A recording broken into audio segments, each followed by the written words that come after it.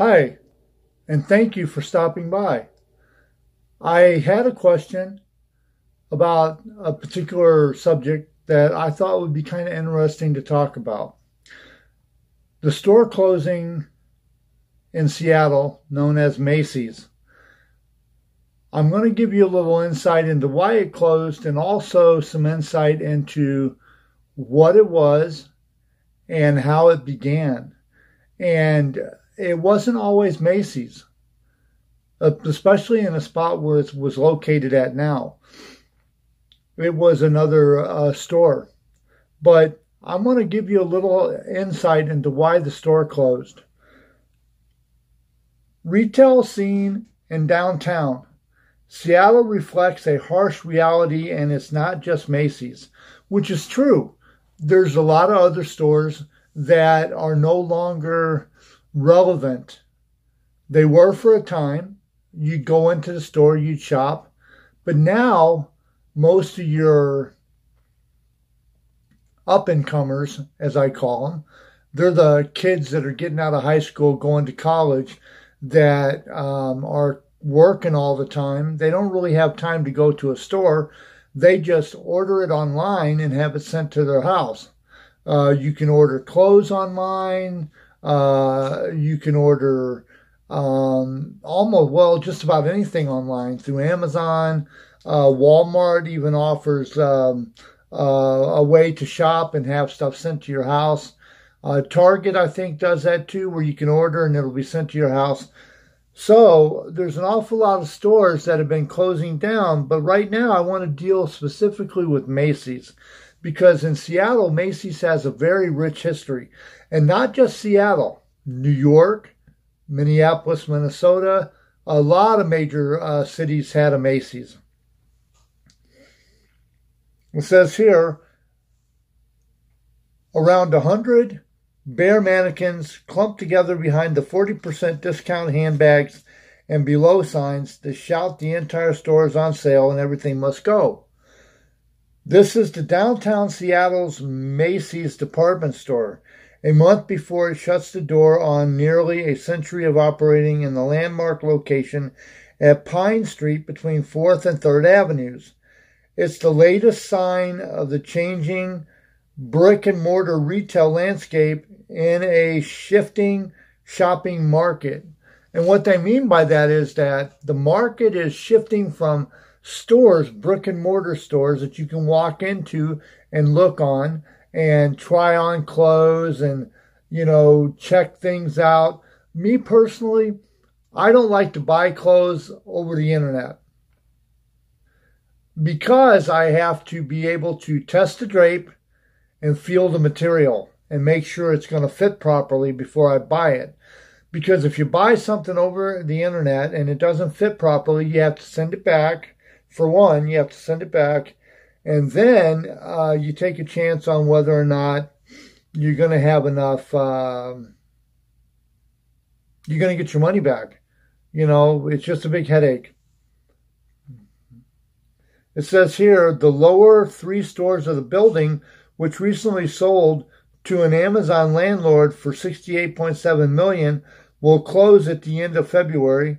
Sales, up to 60% off, began in January. Pine Street itself is looking a little bare. On the corner of 6th Avenue, the bankrupt Forever 21 building sits empty. Across the street, Pacific Place retailers are closed or closing to make way for a reimagined look of the mall. Among the closures, the 2-story Barnes & Noble on the corner of 7th Avenue closed over the weekend after 22 years in operation. On the same block, J. Crew prepares to close next month after more than 20 years. J. Crew staff said that the 2 closures are to make room for a food court in the mall. So apparently they're making a huge mall. They're going to make a big food court there. I know they had the Westlake Shopping Center, and I don't know if they consider that the mall. I will have to look into this, and I'll tell you, there's some things that's going on in Seattle that I'm unaware of. And there's a gentleman that's been writing to me on my videos, and he's been posting comments and giving me a little heads up on stuff, which I got to do some more serious digging. I've been dealing with the homeless problem. I've been dealing with the high cost of living. I've been dealing with Amazon and things of that nature, but I have not been dealing with the things that made Seattle, Seattle. Now, in this video, you will see from time to time photos of Seattle throughout its different stores throughout its history in Seattle. Now, it says here, the Macy's NYSE:(M) closure, which was announced in September, is another sign of the struggling retail business in a market reshaped by Amazon. Coincidentally, the online retailer has operated the office space on the upper floors of the Macy's building for several years now. The Macy's flagship store, littered with discounted tags and bright signs on every beam, saw a steady stream of customers Wednesday afternoon. Empty shelves of jewelry and jewelry cases are signs of the "everything must go" mantra. Even mannequins' hands priced at $5 each. What's the world coming to when you can go into a store and buy a mannequin's hands for $5? What's the mannequin going to do without any hands? How's it going to eat? How's it going to open up the door to use the bathroom, for God's sake? Nearly 240 employees will lose their jobs when the doors finally close the last week of February. Now, that's a lot of jobs for people that need jobs. Seattle talks about not having jobs and needing to fulfill their jobs. And you got about 240 people that are going to lose their job, or if they haven't already lost it permanently now, once the sale gets completed and the business gets totally shut down. Now, I explained to you a little bit about why the retailer is closing in Seattle. Now I'm going to give you a little bit of a history. So this video may be a little bit long. I'll try to keep it as short as possible, but I want to give you a little bit of history into the Macy's building, the block that it sat on, because it wasn't always Macy's.